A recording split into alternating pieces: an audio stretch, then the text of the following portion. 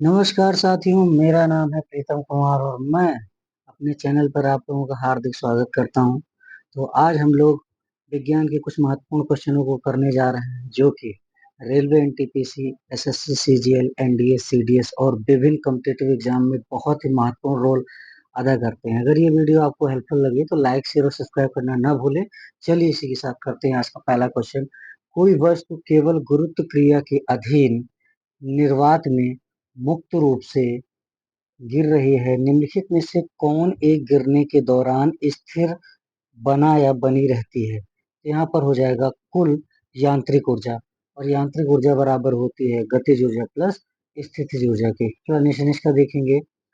जब कोई वस्तु केवल गुरुत्व क्रिया के अधीन निर्वात में मुक्त रूप से गिर रही है, तो वस्तु की क्षैतिज और स्थितिज ऊर्जाओं का योग यानी गतिज ऊर्जा और स्थितिज ऊर्जाओं का योग अचर होता है, अर्थात वस्तु की कुल यांत्रिक ऊर्जा स्थिर रहती है।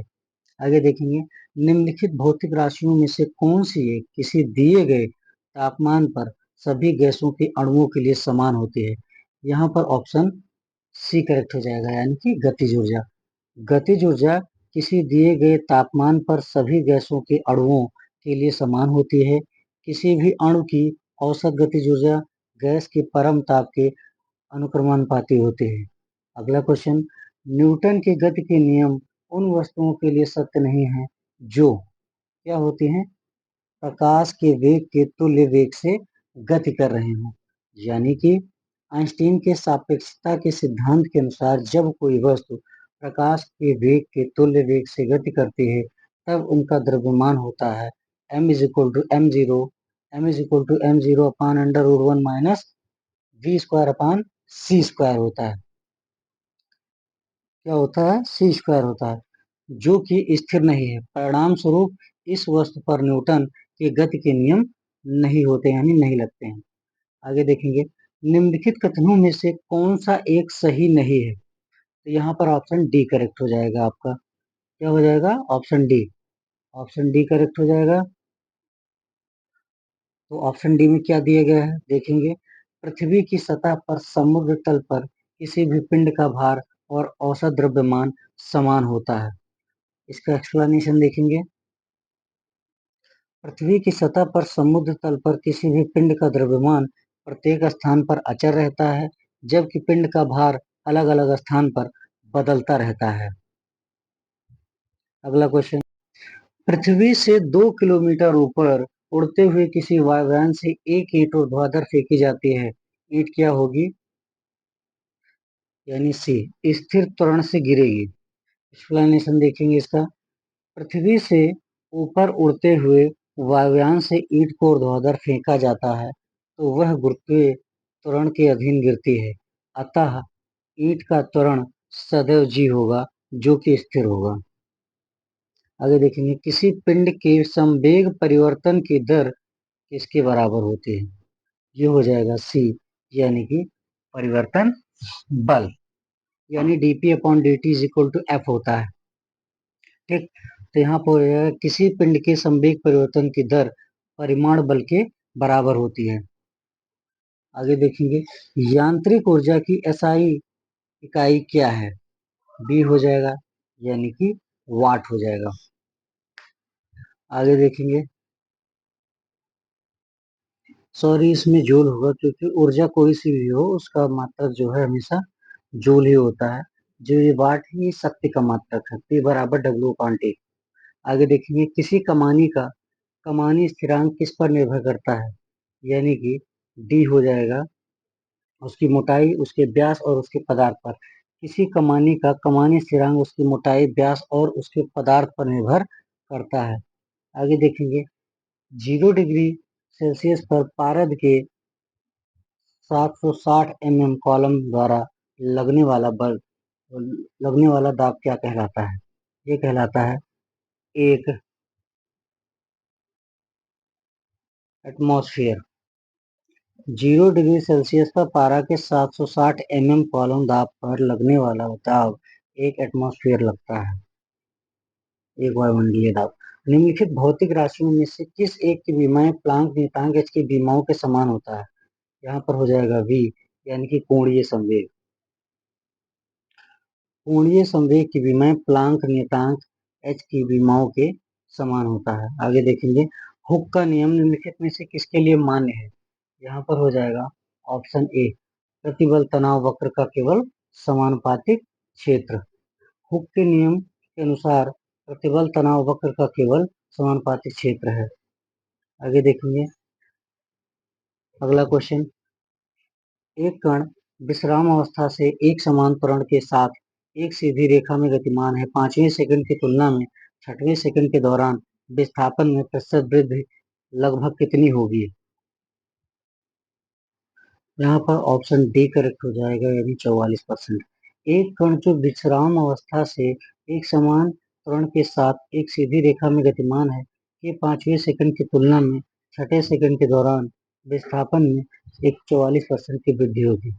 आगे देखेंगे, किसी कण स्थिति सदिश vector r is equal to T 2t square x cap plus 3t y cap plus 4z cap है, तब क्षणिक वेग वेक्टर v और वेक्टर a क्रमशः कहाँ स्थित होंगे?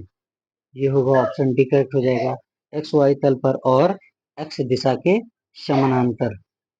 आगे देखेंगे, एक्स वाई तल पर और एक्स दिशा के समानांतर दो व्यक्ति नगण्य द्रव्यमान की एक रस्सी को क्षैतिज रूप में पकड़े हुए हैं। 20 किलोग्राम का एक द्रव्यमान रस्सी के मध्य बिंदु पर रख दिया जाता है, जिसके परिणाम स्वरूप रस्सी क्षैतिज सीट से विचलित हो जाती है। रस्सी को पूरी तरह से सीधा करने के लिए आवश्यक तनाव कितना होगा? यानी कि डी होगा, अंततः बड़ा होगा। एक्सप्लेनेशन देखेंगे, यदि दो व्यक्ति नगण्य द्रव्यमान की एक रस्सी को क्षैतिज रूप से पकड़े हुए हैं और 20 किलोग्राम द्रव्यमान की रस्सी के मध्य बिंदु पर रख दिया जाता है, जिसके परिणाम स्वरूप रस्सी क्षैतिज सिर से विचलित हो जाती है, तो रस्सी को पूरी तरह से सीधा करने के लिए आवश्यक तनाव अंततः बड़ा होगा। आगे देखेंगे, 1 नैनोमीटर का मान निम्नलिखित में से कौन सा होता है? यहाँ पर ऑप्शन ए करेक्ट हो जाएगा, 10 की पावर -7 सेंटीमीटर, क्योंकि 1 नैनोमीटर जो होता है बराबर होता है 10 की पावर -9 मीटर के, और 1 सेंटीमीटर में परिवर्तित करने पर जो 10 की पावर -9 है, इसको मल्टीपल कर देंगे 10 की पावर 2 से, क्योंकि 1 मीटर में 100 सेंटीमीटर होता है। तो क्या होगा, 10 की पावर -9 मल्टीपल 10 की पावर 2, और क्या होगा, -9 + 2 इज इक्वल टू कितना हो जाएगा, -7, यानी 10 की पावर -7 हो जाएगा। आगे देखेंगे, निम्नलिखित कथनों पर विचार कीजिए। एक पिंड जो संतुलन में है पर कोई नेट आघूर्ण नहीं होता है। 2, किसी पिंड का संवेग सदैव संरक्षित होता है। 3, किसी पिंड की गतिज ऊर्जा सदैव संरक्षित रहती है। उपयुक्त कथनों में से कौन सा सही है? यहाँ पर ऑप्शन बी करेक्ट हो जाएगा, 2 और 3। किसी पिंड पर एक से अधिक बल कार्य करते हों और उन सभी बलों का परिणामी बल शून्य हो तो वह पिंड संतुलित अवस्था में होगा।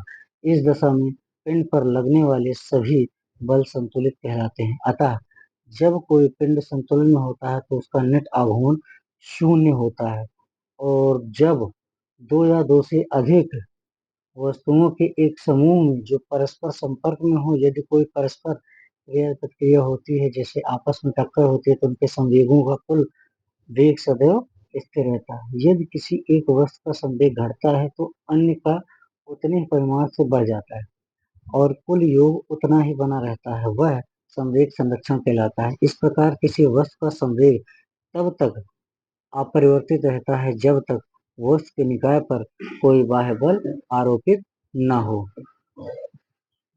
निम्नलिखित में से किसका संहति केंद्र वस्तु के बाहर होता है? रिंग यानी कि वलय, ऑप्शन सी करेक्ट हो जाएगा।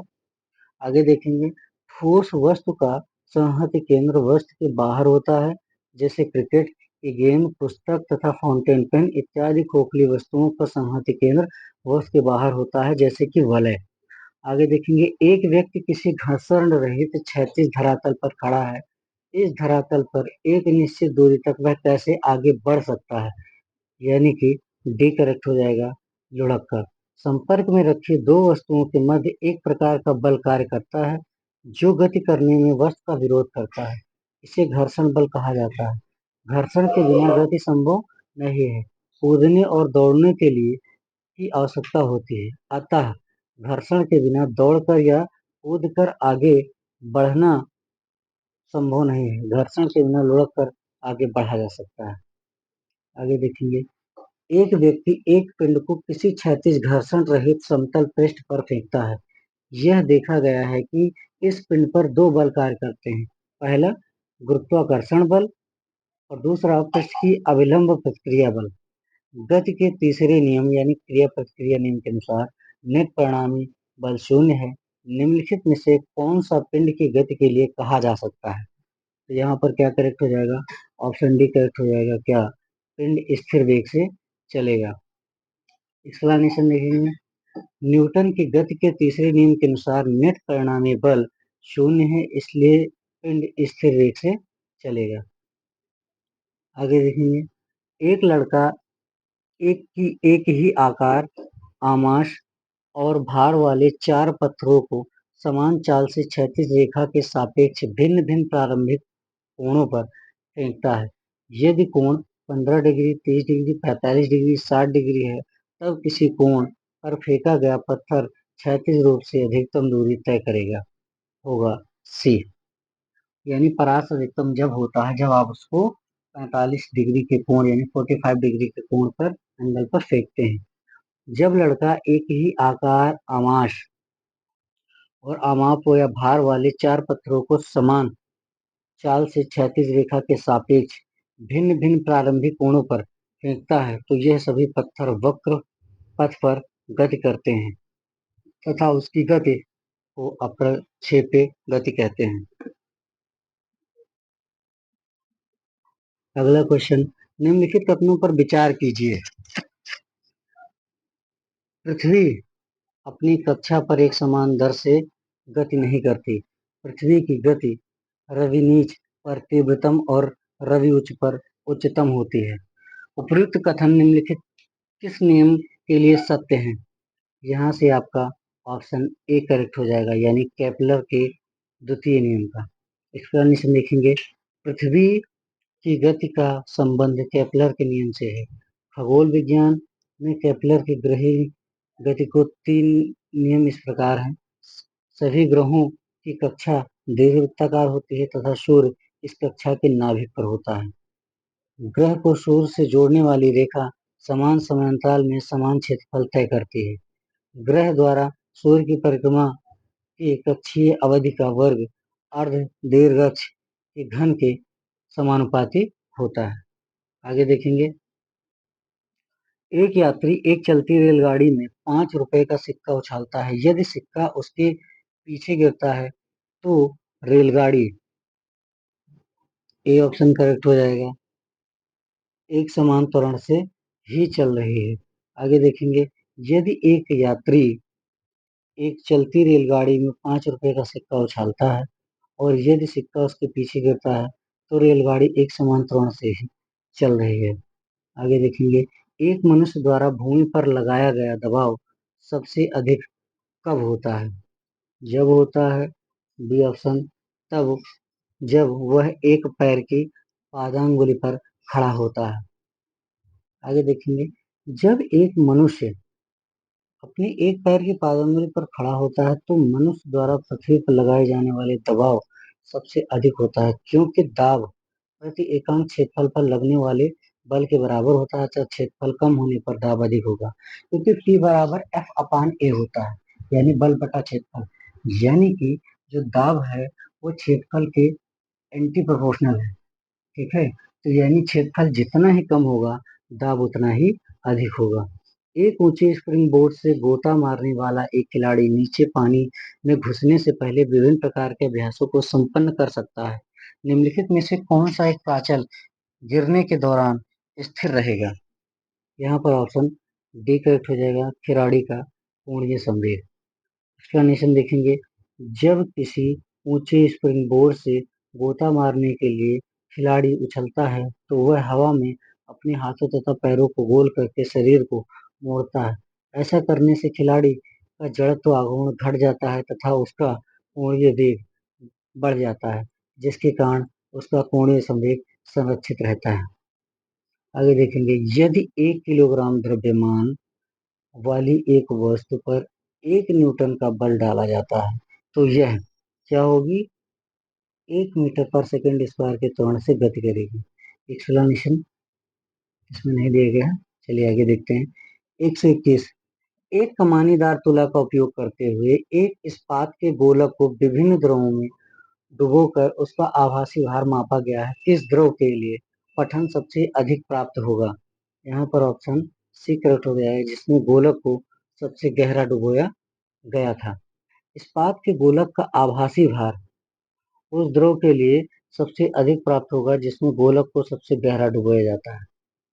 आगे देखेंगे, पृथ्वी सूर्य के परितः गुरुत्व के कारण दीर्घवृत्तीय प्रक्षेपपथ पर घूमती है। यदि कोई अन्य सूर्य के जैसा तारा पृथ्वी के निकट लगाया जाए तो प्रक्षेपपथ की आकृति क्या होगी? ऑप्शन डी करेक्ट हो जाएगा। यह निर्धारित करना कठिन होगा या इसका अनिर्धार्य होगा। आगे देखेंगे, यदि एक लघु वर्षा बूंद वायु से होती हुई गिरती है तब क्या होता है?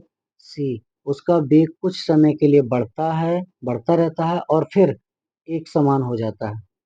एक्सप्लेनेशन देखेंगे, जब एक लघु वर्षा बूंद वायु से होती हुई गिरती है तब उसका वेग कुछ समय के लिए बढ़ता रहता है, लेकिन कुछ समय पश्चात श्यान बल तथा उत्प्लावन बल के कारण वह नियत वेग से चलने लगती है, जिसे सीमांत वेग भी कहते हैं। अगला क्वेश्चन, निम्नलिखित में से कौन सी वह एक वस्तु है जिसके सशक्त गुरुत्वीय क्षेत्र के कारण प्रकाश का भी उसकी सतह से पलायन नहीं हो पाता है? ये हो जाएगा ऑप्शन सी, यानी कृष्ण विवर ब्लैक होल। कृष्ण विवर ब्लैक होल में गुरुत्वाकर्षण इतना अधिक होता है कि प्रकाश की किरणें भी उसमें से नहीं निकल पाती हैं। आगे देखेंगे, क्रीम सेपरेटर में दूध में से वसा का अलग किए जा सकने का क्या कारण है? यानी कि सी, अपकेंद्र बल। आगे देखेंगे, अपकेंद्रीय बल यानी कि सेंट्रीफ्यूगल फोर्स वह बल होता है जिसके कारण किसी गतिशील वस्तु में केंद्र से दूर भागने की प्रवृत्ति होती है। यह वो आभासी बल होता है जो अपकेंद्रीय बल के समान तथा विपरीत दिशा में कार्य करता है। क्रीम सेपरेटर तथा सेंट्रीफ्यूगल ड्रायर अपकेंद्रीय बल के सिद्धांत पर कार्य करते हैं। न्यूटन यांत्रिकी में अपकेंद्रीय बल एक जड़त्वीय बल है जो वृत्तीय गति करते हैं हुई वस्तुओं पर गति के पथ के केंद्र से दूर त्रिज्या की दिशा में लगता हुआ प्रतीत होता है। वास्तव में यह एक कल्पित बल यानी वास्तविक नहीं है। आगे देखेंगे, शक्ति का मात्रक है, यहाँ पर हो जाएगा वाट। क्या हो जाएगा? वाट हो जाएगा, क्योंकि P बराबर W/T होता है। P बराबर शक्ति, W बराबर कार्य यानी वर्क डन और T is equal to time यानी कि सेकेंड। बल का मात्रक क्या है? यहाँ पर क्या हो जाएगा? न्यूटन हो जाएगा। बल एक सदिश राशि है। किसी वस्तु पर लगने वाला बल उस वस्तु के द्रव्यमान तथा उसमें उत्पन्न त्वरण के गुणनफल के बराबर होता है। बल का एसआई मात्रक न्यूटन तथा किलोग्राम का मात्रक या किलोग्राम मीटर पर प्रति सेकेंड स्क्वायर होता है, क्योंकि F बराबर ma² होता है। द्रव्यमान का हो जाएगा किलोग्राम और जो त्वरण का होता है मीटर प्रति सेकेंड स्क्वायर होता है। आगे देखेंगे, कार्य का मात्रक। तो यहाँ पर कार्य का मात्रक देखेंगे तो क्या हो जाएगा? यहाँ पर जूल हो जाएगा। आगे देखेंगे, जूल ऊर्जा या कार्य का एसआई मात्रक है। इस मात्रा का नामकरण एक अंग्रेज वैज्ञानिक जेम्स प्रेस्कॉट जूल के नाम पर किया गया था। इन्होंने ऊष्मागतिकी के प्रथम नियम का प्रतिपादन किया था। आगे देखेंगे, प्रकाश वर्ष इकाई है किसकी? ए, दूरी की, यानी दूरी नापी जाती है। प्रकाश वर्ष दूरी नापने की इकाई है। प्रकाश द्वारा एक वर्ष में तय की गई कुल दूरी को एक प्रकाश वर्ष कहा जाता है। इसके द्वारा लंबी दूरियों, तारों या गैलेक्सी जैसी खगोलीय वस्तुओं के बीच की दूरी का मापन किया जाता है। एक प्रकाश वर्ष बराबर 9.46 मल्टीपल 10⁻15 मीटर होता है। आगे देखेंगे, एक पारसीक तारों संबंधी दूरियां मापने का मात्रक बराबर है, यानी कि क्या हो जाएगा? 3.25 प्रकाश वर्ष के। पारसेक का प्रयोग खगोलीय दूरी के मापन में किया जाता है। ठीक है, एक पारसेक बराबर होता है 3.08 × 10⁻16 मीटर, या इसे बोल सकते हैं 3.26 प्रकाश वर्ष लगभग। 1 नैनोमीटर होता है, जैसे कि पहले बताया गया था, 10⁻⁷ सेंटीमीटर। आगे देखेंगे एम्पियर मापने की इकाई है, यानी कि बी, विद्युत धारा को मापा जाता है एम्पियर में।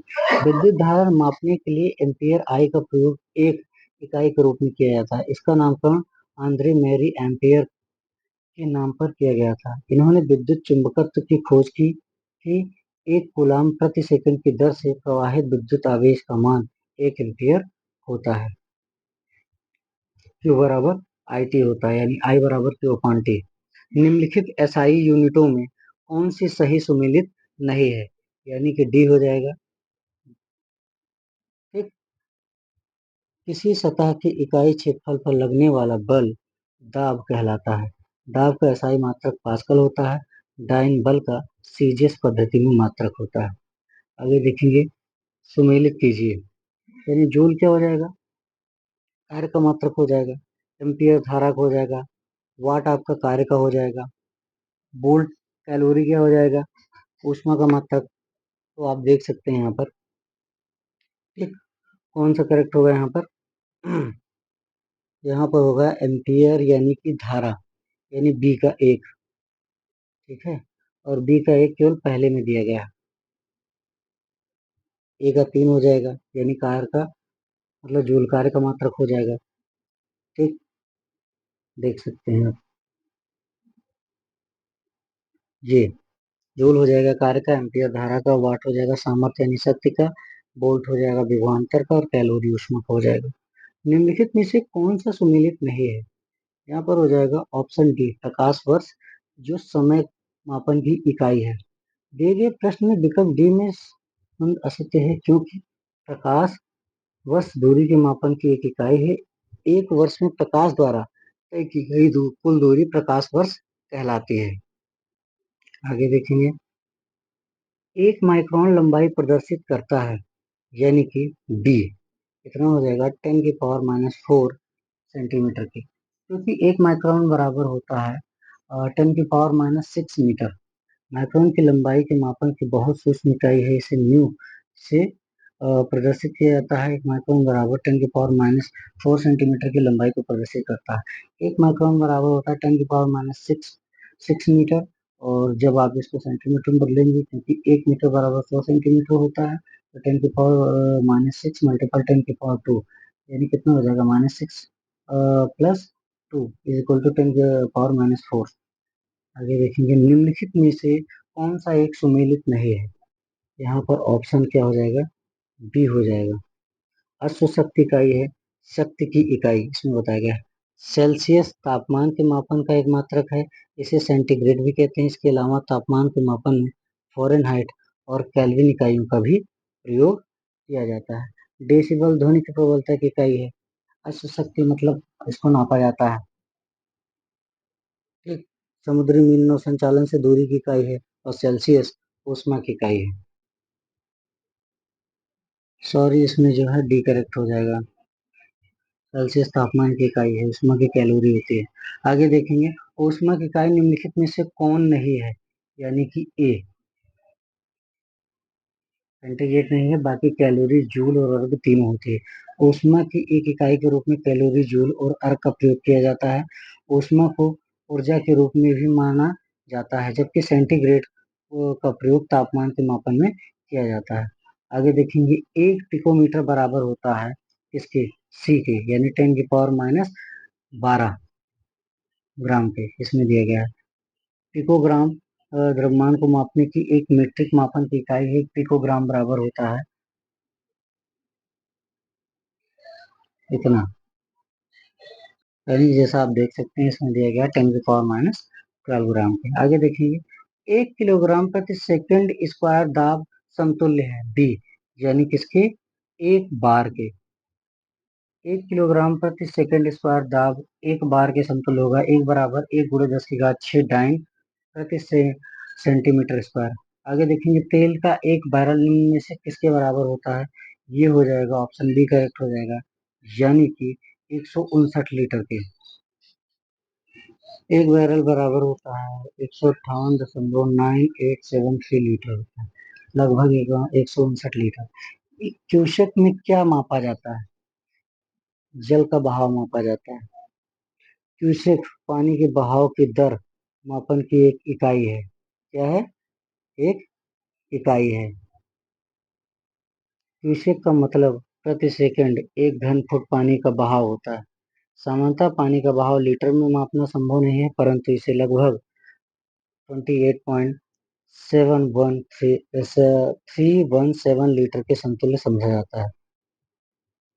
निम्नलिखित में से कौन एक वायुमंडल के ओजोन परत की मोटाई नापने की इकाई है? यहाँ पर ऑप्शन बी करेक्ट हो जाएगा, यानी कि डॉप्सन।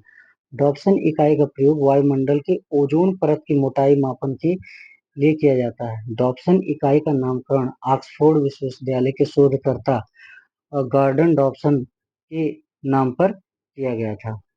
आगे देखेंगे, ध्वनि की तीव्रता को मापने वाला यंत्र है। कौन सा है बताइए? डी हो जाएगा, ऑडियोमीटर। कौन सा? ऑडियोमीटर। क्रोनोमीटर, इसका प्रयोग सामान्यतः जलयानों क्या होता है?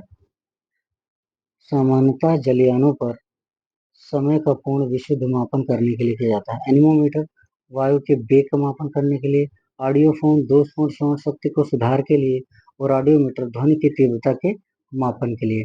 आगे देखेंगे, वायु की गति निम्नलिखित के द्वारा न मापी जाती है, यानी कि बी करेक्ट हो जाएगा, एनीमोमीटर।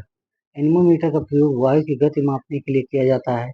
एनीमोमीटर की जानकारी सबसे पहले लियोन बैटिस्टा अल्बर्टी ने 1450 के आसपास की थी। फायर हिलियोमीटर का प्रयोग निम्नलिखित में से किसके मापने के लिए किया जाता है? यानी कि बी, सोलर रेडिएशन को। फायर हिलियोमीटर का प्रयोग सोलर रेडिएशन यानी सौर विकिरण को मापने के लिए किया जाता है। यहाँ पर देखेंगे आप, सूची फर्स्ट का सूची सेकंड से मिलान कीजिए और देखिए कि किसका क्या सही होगा जाकर के।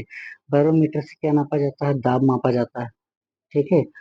हाइग्रोमीटर से सापेक्षिक आर्द्रता मापी जाती है, तो आप यहाँ से मिलान कर सकते हैं। वैसे भी बैरोमीटर दाब हो गया। एमीटर मुझे लगा ये धारा मिल जाएगी इससे। और हाइग्रोमीटर आपकी ये हो जाएगा। और स्प्रिंग तोला क्या हो जाएगा? भार। तो बैरोमीटर यानी डी का 1। डी का 1 देखते हैं, डी का 1 2 में है। और हाइग्रोमीटर यानी डी का 4, यानी कि बी का 4 डी का 1, यानी कि बी ऑप्शन करेक्ट हो जाएगा यहाँ पर। ठीक है, धन्यवाद। चैनल को लाइक शेयर और सब्सक्राइब करना ना भूलें। आज तक यहीं तक था।